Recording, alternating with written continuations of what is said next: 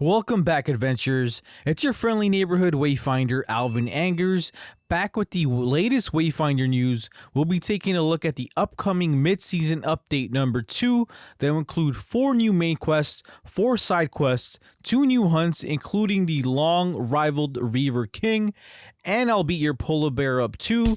With the upcoming update, we'll also gain access to 3 new weapons, as well as some promising answers on the future of Wayfinder. Vamonos. First up, let's talk about the 4 main new quests coming to Wayfinder. The 4 main quests are as follows. You'll have the Hollow Heart, the Wormwood Hunt, Roots of Evil, and finally the final battle hunt, which has to be no one other than the Reaver King himself.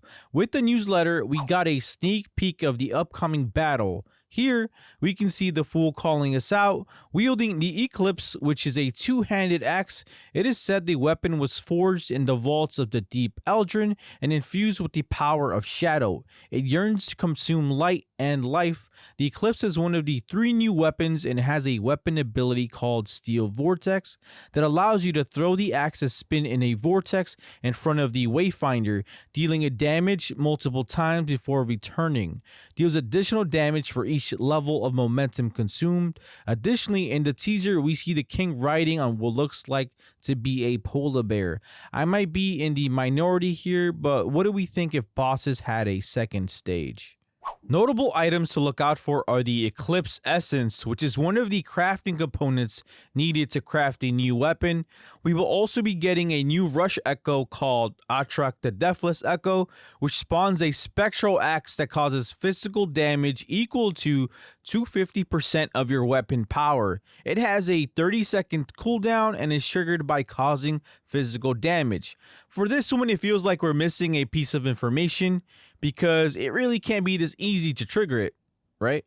But also, look out for the Reaver King artifact, which when active increases your crit rating against enemies as you reduce their resilience, maxing when enemies are broken. Of course, you'll need to acquire the Reaver King artifact recipe before you can craft it. And lastly, look out for the Appal of the King, which is one of the crafting materials needed to craft the Eclipse legendary weapon. Before we move on for the main quest, let's take a look at the Wormwood Boss hunt, which was teased previously and is said to be the biggest boss we've ever faced thus far. Notable items to look out for are the Nightshade Essence, which up to this date would not drop because the Wormwood Boss was not available, so now here's your chance. Also, look out for the second new weapon when defeating Wormwood. You could possibly earn the Rose and Thorn Essence, which is one of the crafting components needed to craft the legendary weapon. Rose and Thorn is a dual dagger weapon with a weapon ability called Thorn Blossom that performs a leaping stab attack that imbues your daggers with poison for the duration of Blood Dance, stacking a poison with each hit that deals damage over time, stacking up to 10 times. Another notable drop would be the Wormwood Echo, which says a small pool of overgrowth heals Wayfinders 4% of their max health every 2 seconds for 10 seconds. Players need to stay in the overgrowth to heal. It has a 60-second cooldown and is triggered by landing a jump heavy attack. Now let's talk side quests. The developers said that while we're securing new locales, we will come across 4 new side quests in our travels. They are as follows: Eclipse, Ring of Ashes, Painful Secrets, and Woodwind Mystic. Additionally, the developers also said you will need to answer Arsenal's Call, which I believe will make her one of the primary quest givers, so don't forget to drop by and say hello when the update comes out. And now for the Wayfinders looking for the ultimate challenge. Airship Syndicate is introducing the 3rd imbuement slot, meaning we may be running into dungeon modifiers that we've never seen before, which should make for some challenging dungeon runs.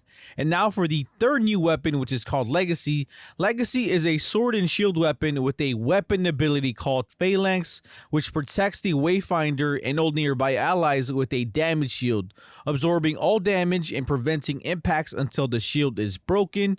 Increases magnitude of the shield for each latent power pip consumed. While uncertain, I believe the Legacy Essence, which is one of the crafting components needed to craft Legacy, should drop from the Reaver King himself. Alright, let's wrap things up with some comments on the future of Wayfinder. No, I only went over the ones I noted as worthy. I'll post a link to all the questions in the description below. It was asked, is the content in Call of the Void what we can expect moving forward for live events? They stated, while Call of the Void was our first event, it's not a blueprint for all future events. Our teams are hard at work reading the feedback from the event and are preparing the tech to bring you even more exciting experiences in the future. For example, our next event will feature 3 new weapons instead of 1. Also, in Founder Season 2, we'll have an event featuring a special vendor. You'll be able to earn exclusive rewards and more when you visit them. So what events do we want for Wayfinder, guys? I'm all for seasonal events or just events as long as they are not heavily monetized and we can earn in-game loot for this. And honestly, this answer gets me excited for the future. And lastly, another question that was asked was, where's the big kitty Grendel? Because I guess a lot of people were confused about how it was going to go down, but they again confirmed that Grendel is an instant unlock for Awakened and Exalted pack members, while still being earnable by base and Initiate pack owners. And now for the big question, when will this update release? Fortunately for you, I went digging deep undercover trying to get an answer. Unfortunately, I was stonewalled. The good news is that the devs said they are targeting this update before the end of October, so it has to be next week, but only time will tell. Anyway, guys, let me know what you think of the upcoming updates. Which weapon are you most excited for? If this video helped, don't forget to give us a thumbs up. I got more videos dropping soon, so don't forget to hit that sub button to keep up to date with the latest Wayfinder updates. You guys can always catch me streaming on Twitch. I'll see you on the next one. Peace.